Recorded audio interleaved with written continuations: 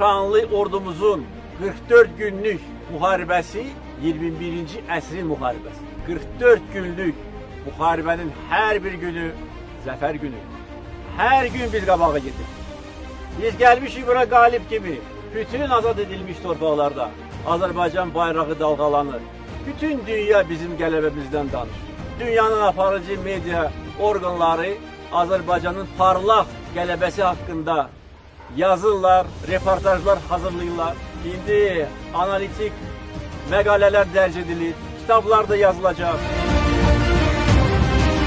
İkinci Qarabağ müharibəsi Azərbaycan dövlətinin tam zəfəri ilə nəticələndi. Bu tarixi hadisədir. Prezident kimi əziz xalqıma söz vermişdim. Əlimdən gələni edəcəyəm ki, biz ərazi bütövlüyümüzü bərpa edək.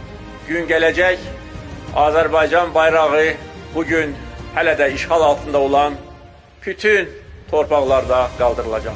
Və bu gün gəldi. Bu günü bizə bəxş edən müzəffər silahlı qüvvələrimiz döyüş meydanında cəsarət, qəhrəmanlıq, fədakarlıq göstərərək düşməni bizim əzəli torpaqlarımızdan qovmuşdur.